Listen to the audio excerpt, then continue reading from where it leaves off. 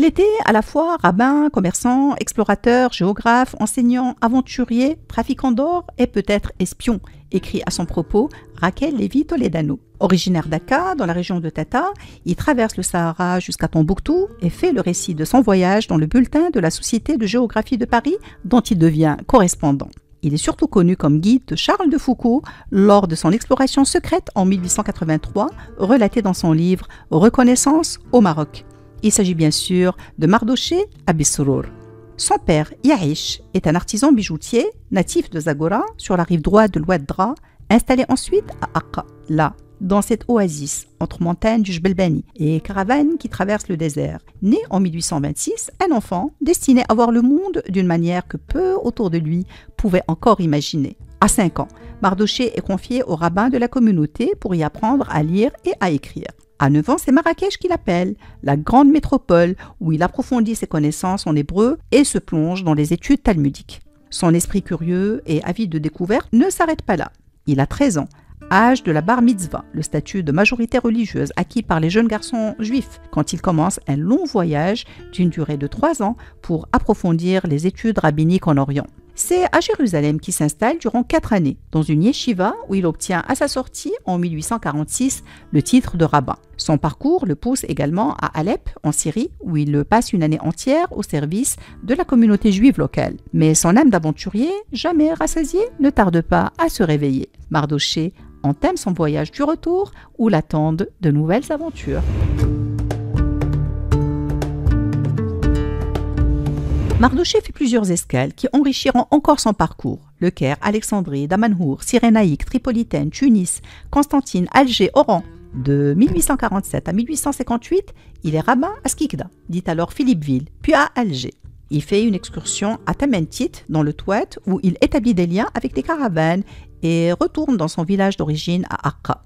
Sa décision est prise dès lors, traverser le Sahara et faire fortune dans le négoce, accompagné de son frère cadet, Isaac, pour atteindre la mythique Tombouctou, jadis interdite aux non-musulmans. L'expédition semble se dérouler sous de bons auspices. Mardoché réussit à écouler 28 charges de marchandises. Mais leur parcours prend un tournant inattendu lorsqu'ils se retrouvent bloqués à Arawan, une ancienne cité caravanière située au nord de l'actuel Mali. Là, le voyage se prolonge et les mois s'étirent. Une année entière s'écoule, suspendue dans l'attente et les incertitudes. Plus loin, à Hamdoullahi, capitale de l'empire Peul du Massina, Mardoché est accueilli par le souverain Ahmadou qui lui accorde ainsi qu'à tout autre juif ou chrétien le droit de s'établir et d'exercer ses activités commerciales sur ses terres en échange d'un tribut annuel.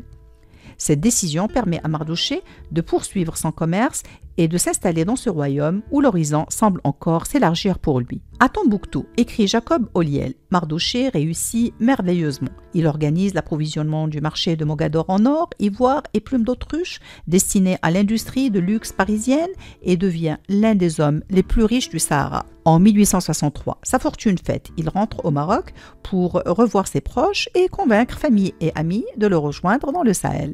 Dans son livre « Les Juifs de Tombouctou », Ismaël Diadier Haïdara écrit « La perspicacité de Mardoché ouvrit aux Juifs le chemin de Tombouctou fermé depuis l'édit de Laskia. En 1863, le rabbin Mardoché fit venir un grand nombre de ses coreligionnaires à Tombouctou.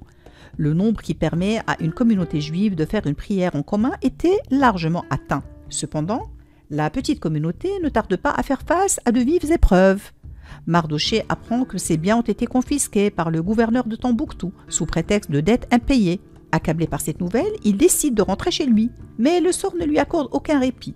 Peu après, une attaque de pillards achève de le ruiner totalement. La même année, en 1869, à Mogador, il croise la route du consul de France, Auguste Baumier. C'est à lui qui raconte son extraordinaire périple et, sur sa proposition, le fait publier en français dans le bulletin trimestriel de la Société de géographie de Paris sous le titre « Premier établissement des Israélites à Tombouctou ».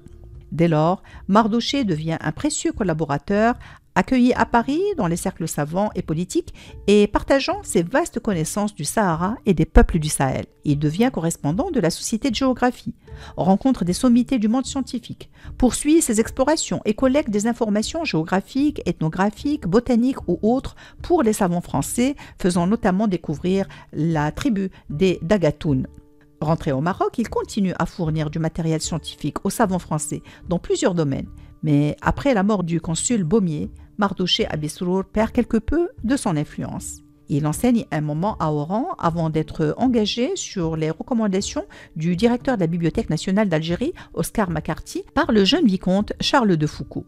Celui-ci le recrute en 1883 comme guide, interprète et médiateur pour un voyage de 11 mois au Maroc dans des régions interdites alors aux chrétiens et doit se faire passer pour un juif de Moldavie du nom de Joseph Allemand. Sa connaissance du terrain est capitale dans la réussite de reconnaissance au Maroc, l'œuvre de Charles de Foucauld, publiée au retour de son voyage, lit-on dans le site de la Bibliothèque nationale de France. Le rôle de Mardoché, pourtant central, a été réduit au minimum au moment de la parution de l'ouvrage. Charles de Foucauld ne le mentionne dans la préface que comme un facilitateur de contact, sans rien dire de sa contribution scientifique. Il dira, dans sa correspondance privée, les mauvais rapports qu'il a entretenus avec son compagnon de voyage. Affaibli par la maladie, Mardoché Abisrour retourne à Akka où il doit faire face à des difficultés familiales, puis s'installe finalement à Alger où il enseigne à la synagogue locale.